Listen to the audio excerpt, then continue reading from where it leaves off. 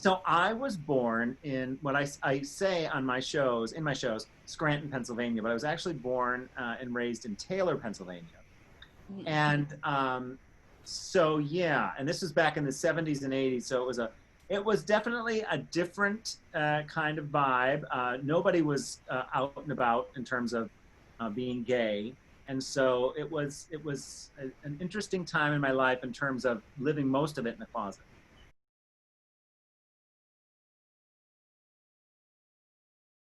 Yeah, you know what? I think it's interesting. My mother, who's behind me right here, you can see her caricature basically. She was a very, very glamorous lady, always dressed to the nines. And her mother was in vaudeville back in the days. This is in the 30s and 40s. And she would get out on stage and she would whistle and she would host the shows. And so she was a performer. And I just gravitated. And then she ended up running a beauty salon. And I gravitated to that glamour, in the family. These are Italian ladies, so they were always, dressed up with the fingernail polish and the jewelry and the makeup. And every morning I'd sit and watch my mother do her makeup, and I was very interested in that whole process. Of course, I didn't know why. I just thought it was really cool and interesting.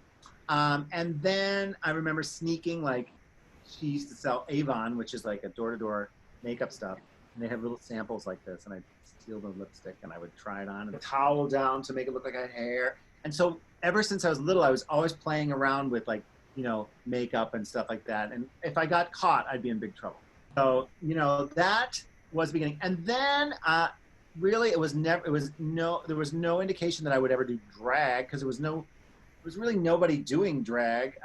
Eventually in the 90s, we saw RuPaul, which was like, wow, that was really cool. There were other rock stars and different people like, Billy Idol and Boy George and stuff, pop stars, that would sort of be like, androgynous and that was cool. But, when I got into theater, that's when I was like, oh, I could play other characters and some of them could be ladies. And I was cast in college as a witch in Hansel and Gretel, and it was the first full head-to-toe drag experience, and I loved it. It was so much fun to play a different character, but also a different gender. And I played her, like I play Mrs. Kasha Davis. She was loud and bawdy and colorful, and um, so, and then it just sort of really went away until I came out of the closet and I started to go to or to gay clubs, and I would see drag queens, and I thought, oh, that's cool, but no indication that I would do drag until I finally saw someone named Miss Richfield 1981. And if you don't know who she is, look her up. She's a big inspiration of mine. Very funny, and she had a whole character. And so because that brought me back to theater.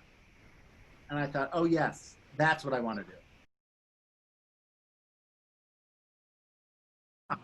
I went to college in Pennsylvania, and it's now called Marywood University, but it was Marywood College at the time. I had a full scholarship for theater. Listen, I think that, different high schools and colleges, no matter where you go, the experience is just amazing. Sometimes I look back and think, oh, I auditioned for NYU and Juilliard in New York City, and I didn't get.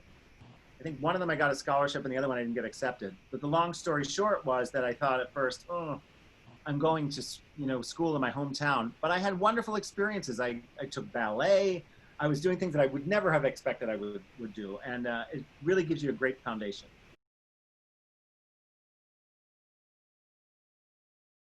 My biggest diva probably would be my mother, and so much of her characterization or just way comes out as in Mrs. Kasha Davis. She was fun and funny, but she was also pretty sassy. Um, and my grandmother was very glamorous. Those two.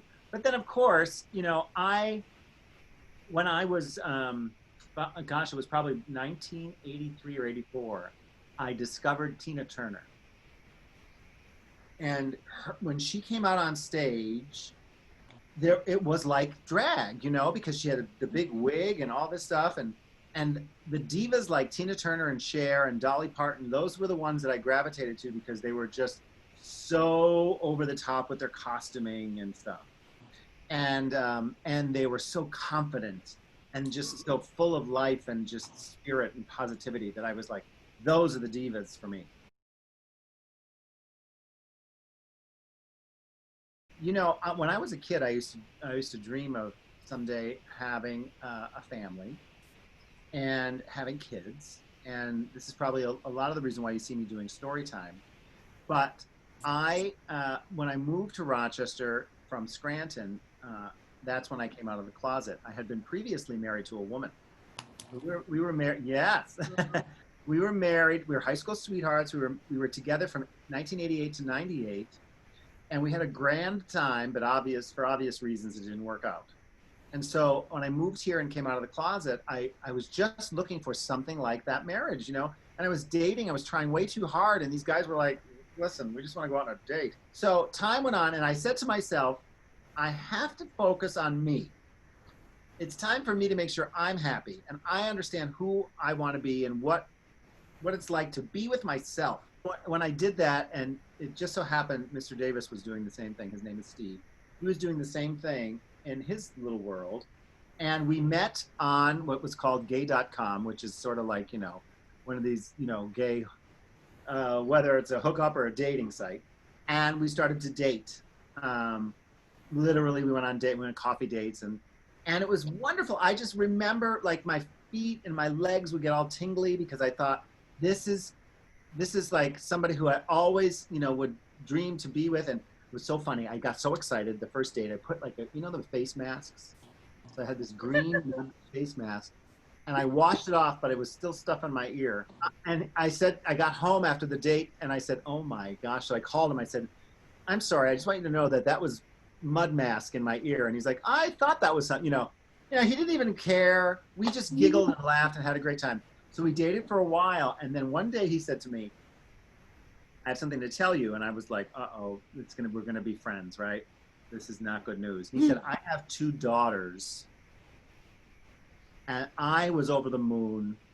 They were 7 and 9 years old, and I got to be a part of the beginnings of being a part of a family that I always dreamt I would have. And so I was so full of gratitude and so excited. And, you know, he and his ex-wife were divorced, of course. And so he would have them on Wednesdays and every other weekend. And I said, well, let's have them every weekend. And so we were together, and we had such a great time. And they were 7 and 9. And now the youngest is engaged to be married, and the other one, they're 26 and 28. I know. So now I'm hoping at some point, once they get married, there's grandkids.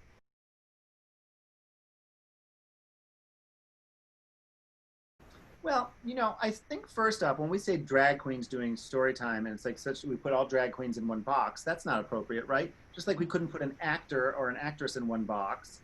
Some actors would not be appropriate with kids, just like some drag queens would not. And so that's the first thing. You know, they have these misconceptions about, or this generalization about a type of person, or, you know, a career. That being said, I think drag queens are fantastic for that experience with kids, because we are an exaggeration of something within ourselves. I will speak for myself. Mrs. Kasha Davis, I'm so passionate about Mrs. Kasha Davis because when I was a kid, I was told to you know, suppress and hide anything feminine about me. Mm-hmm. And so if I liked to play with dolls with my sister, I would get in trouble.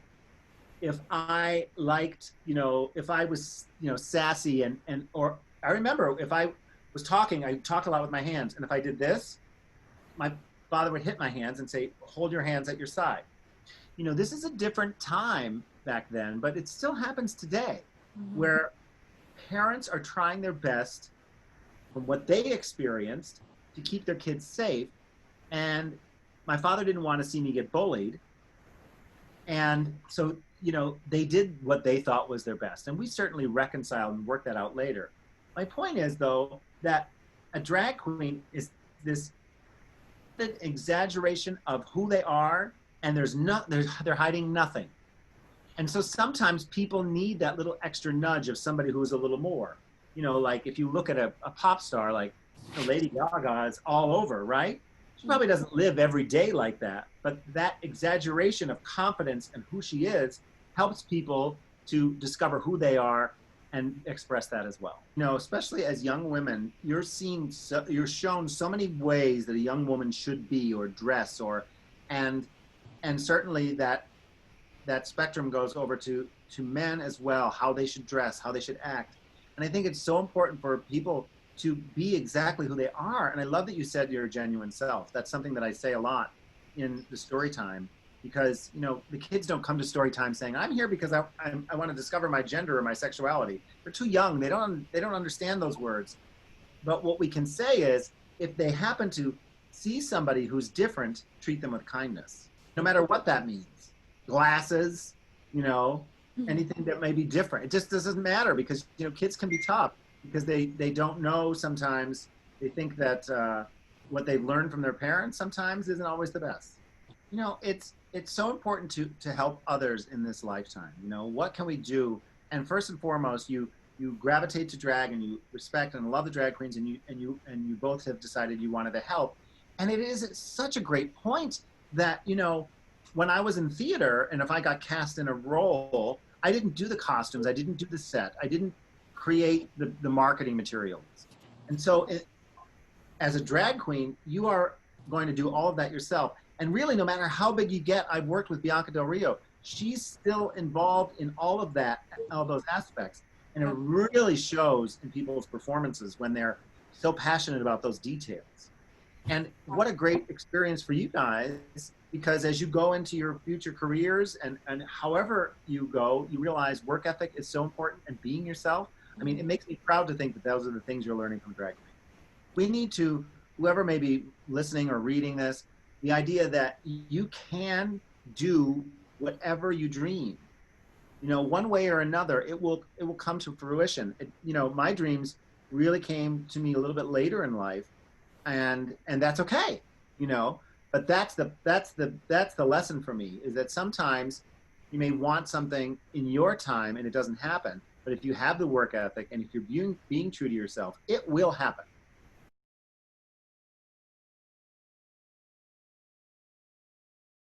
Well, the first and foremost is that because of my experience on Drag Race, I adjusted to be a full-time performer.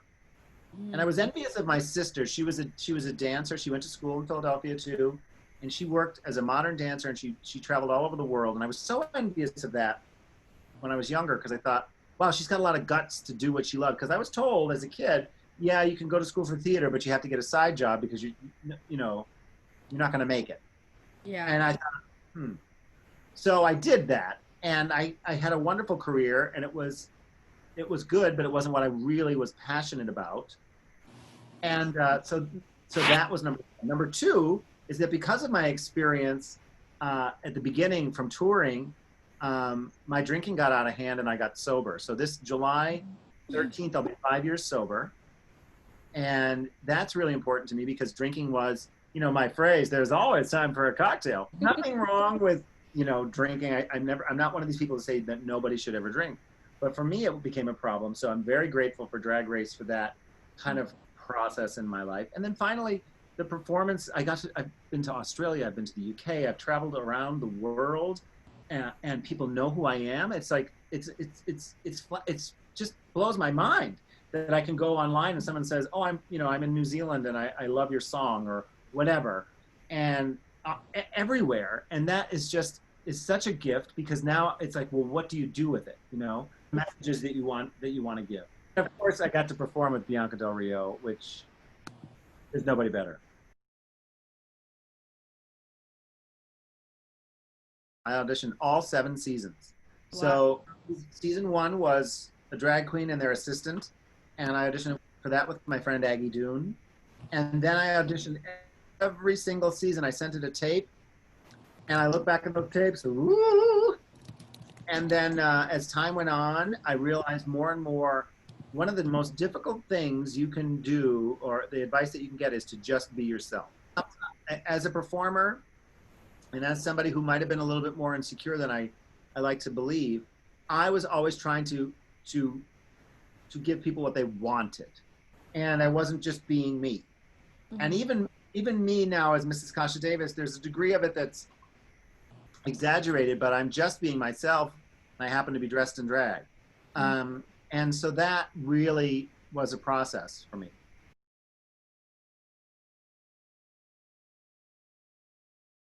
Well, you know, a couple things. It was, like I said earlier, it was life changing. But I remember as a kid, I used to dream of going to Hollywood and working on a sound stage with Lucille Ball from I Love Lucy. Of course, she died, and that wasn't going to happen. And when I got the call to be on Drag Race, they said, "We just want you to know that your season is being filmed on the original set where they filmed I Love Lucy." Wow. And I was like, "What?" You know, so it was just surreal. You know, I was in the sound stage and they had the whole clapping board and so that all of that. But I'll tell you, just like you said, you know, what inspires you about drag queens, you have to have a strong work ethic because myself, I didn't last very long. I was on, I think, 7 or 8 episodes. And then, you know, what are you going to do with this platform afterwards? Because it doesn't really matter that I was on Drag Race. What matters is what I did today.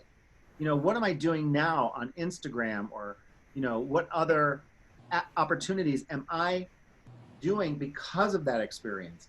And some drag queens have a difficult time when they've been on Drag Race. They just think, you know, suddenly the limousine's going to pull up and you're going to be escorted around and do all of these shows. That happens for a few. That really does for a few. But even the most popular and most successful have to work very hard. You mentioned Trixie Mattel, and I'll tell you, I've talked to her throughout the years, and she's always on top of it, working very hard to create new content, merchandise, everything.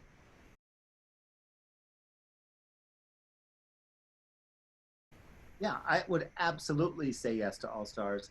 Um, you know, again, it's an opportunity for people who may not have watched season 7 or who may not be following me to see how I've evolved and changed and grown and, you know, what I can bring to the table. And it's just great fun to have an opportunity to be asked to be on television.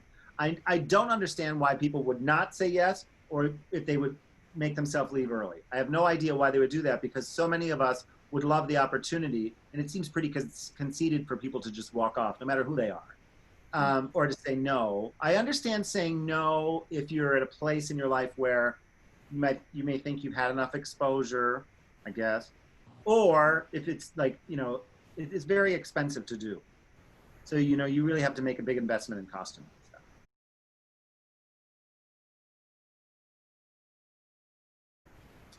Well, as we mentioned, you know, I immediately thought, what can I do for parents and kids? And story time, we did, at this point, we filmed 32. I think this Sunday will be the 32nd one.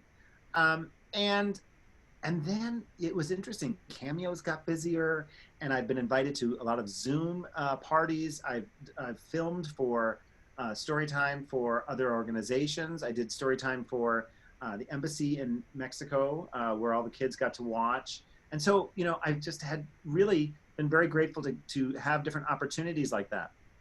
And then the digital drag fest stuff that was going on, I took part of that and did my part and had the opportunity to entertain. And that's just important to me to keep doing something. You know, even if there's not an actual show where I'm getting paid, maybe I'm, you know, putting a little video out on social media or something to that effect. Or I'm writing some new kids music that I do original music for kids. And so I've been writing some of that stuff. You know, just you have to keep going. And so, you know, our house, we have it in the basement because it's warmer. But we were up in one of our guest bedrooms. We took apart the whole bedroom and turned it into a studio.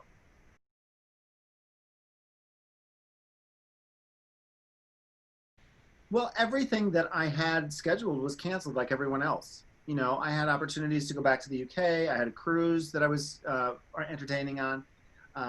The different drag cons. I mean, at this point, I think two two to three drag cons were canceled. And so those are huge opportunities where you get to not only meet your fans, but also interact with other people and maybe create new opportunities for yourself. And so that's a big hit for people. And then just the regular weekly shows. You know, I host a show with Darien Lake here that is our drag brunch show at a restaurant called Edibles. And then we also have a comedy stand-up night that we were hosting, and they were very successful and selling very well. And so, that was great, weekly money here within our community. And so those really take an impact. I'm fortunate that Mr. Davis has his job perfectly intact and he's able to work from home. So if I have a slow week, no matter when, we work it out. A slow month and then a busier month. So that's certainly. And then listen, how else? Drag queens can be very vital in different social situations and helping people to hear the messages, like wear your freaking mask. Yeah. Um, Yeah. so finding ways to help to help talk about those situations, or obviously with Black Lives Matter, that happened, and it clearly has been happening for decades, but was brought to the forefront for obvious reasons. And it was important for us as entertainers with a following, or social influence, or however you want to, whoever they are, just to talk about it and to be vocal and to participate in the conversation. So those types of things were important for us to get involved with.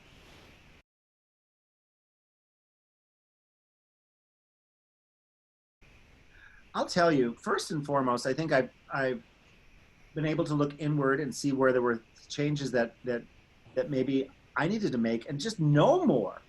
I was oblivious to some of these things, truly. Yeah.